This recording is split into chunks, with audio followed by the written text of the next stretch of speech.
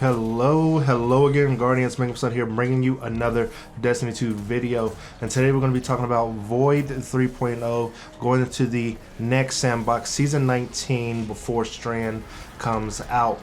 And today's Titan build, it is going to be the Devouring Titan build. Now, this is going to combine a lot of aspects together. It's going to combine a lot of different things together. I like my builds to be running on all cylinders, right? So we're going to be talking about Void over shields. We're going to be talking about volatile rounds, high energy fire, high energy fire, along with devour, right? We're talking about uptime for grenade regen, and we're talking about extra added damage. So if you guys do end up enjoying the video, go ahead and hit the subscribe button. Go ahead and hit a like on the video. That's the least you could do, and I appreciate your time and patience. Now let's get inside of the video. Now, when it comes to utilizing volatile rounds, it's kind of a pain in the butt, because you're going to need a grenade kill in order to proc volatile rounds. Now, volatile rounds is not like any of the other ones. I'm talking about incandescent, I'm talking about jolt shot, I'm talking about, you know, headstone. They all provide some type of utility. Jolt shot with electricity amplified, incandescent with scorch and burn, headstone with chill and stasis crystals. But where is volatile rounds in the mix of it, right? Why isn't volatile rounds getting the love, or why hasn't it gotten the extra addedness of ease of use like the other ones have? It's currently tied to an aspect fragment, and it's not an aspect fragment. It's tied to a fragment, but it's not a damage buff. It is a bomb.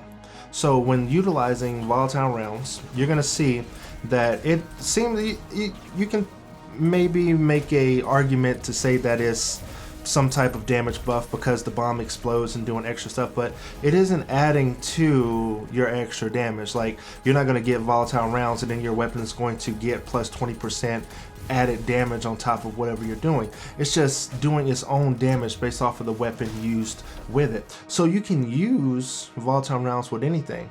It is a damage stacking multiplier that lasts for 10 seconds but explodes, dealing damage based off the weapon used. So if you use a heavy weapon, it's going to do the damage based off your heavy. It's going to do the damage based off of your energy type weapon.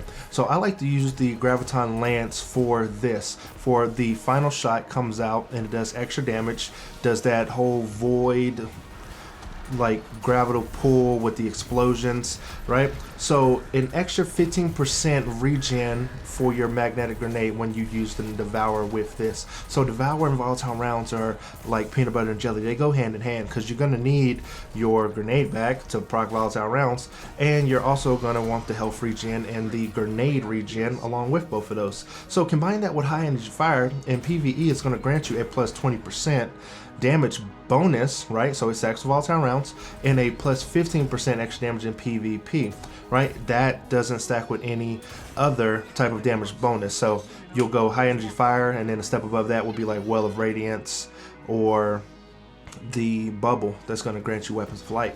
So utilizing the entirety of the build, everything coming together and culminating, using your void weapon. Like, you can use any void weapon that you want to, but I tested out Graviton Lance in PvE and in PvE. So let's go over the build.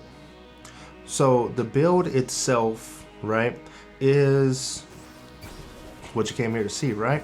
So you're gonna see that throwing my shield with the 1 stack versus the 2 stacks of the melee mod that grants you super energy is pretty negligible for utilizing for the build, because once you have on the exotic Graviton Lance, you got the void weapon, you have the vorpal weapon, and you have the cosmetology that can proc along with the kill. So a little extra added oomph to each one of your kills. And along with the, so vorpal weapon grants it a plus, I want to say 15%. High energy fire will override that, so you'll have the plus 25% when charge of flight. You'll have the plus 15% when versus bosses. You'll grant the turnabout when you pop in enemy shields, and it's a void weapon that will go with the volatile rounds, and you'll also get your extra bomb stacking damage with the Graviton Lance. Now watch and see in the background as I quickly get my super and clear out this lost sector. It is sped up for the sake of you rewatching me do a lost sector, but just to see the damage and the chaos and watch the super meter go up in this relatively short lost sector that has a bit of enemy density to it. That's why I like to use this lost sector, right? So the calamity with the cosmetology, right? And every kill with the little cosmetology ball can grant you charge with light. So the way we're stacking charge with light with this is that we're actually using a mod. It's called Swift Charge, where my pulse rifle with pulse rifle kills, every time I get a pulse rifle kill, that will stack on or give me the potential to get another charge with light, right? Combine that with stacks on stacks, and then you have an extra 2. So every time you get a pulse rifle kill, you'll get 2 stacks of charge light. So that is potentially 2 high energy fires along with that. Now you combine this with Doomvane Pauldrons. Doomvane Pauldrons is going to quickly edge out the second chance for this build, as this grants you 2 shield throws while you're in your super, and also when you get melee kills with your regular melee, it grants you ability energy, grants you super energy. So we're doing the thing that second chance wish it could do. So we're granting more uptime in our super, we're granting more super regen on our melee kills, and we are quickly demolishing all adds, along with the now buffed Void Overshields, which now grants a plus 50% damage reduction. So the Bastion and the Bulwark Shield, the whole Titan kit is looking quite amazing with the upcoming changes. So Strand's got to come out of the box with something a little bit more heavy-handed than that, or a little bit more survivability, because Void is the place to go to for survivability now for the Titans. Now, in this Nightfall or Strike, I don't remember which one it was, but going up against Sepix Prime, you see the Vorpal weapon happening. You see the shield pop potential that Graviton Lance provides, and the utility that is granted me for my super regeneration.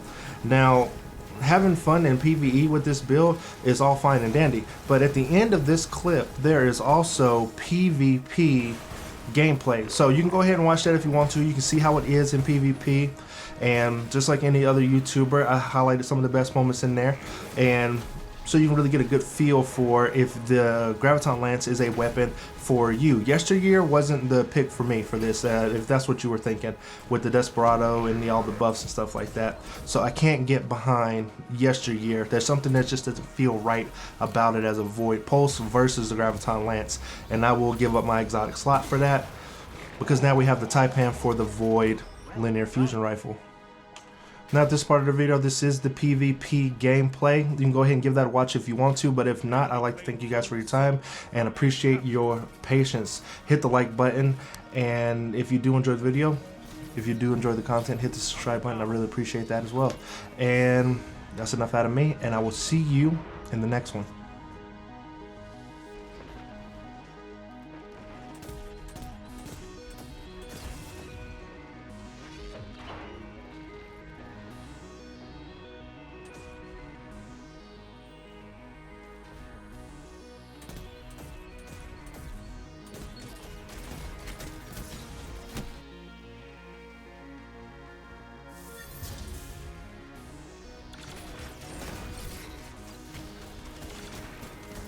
Down.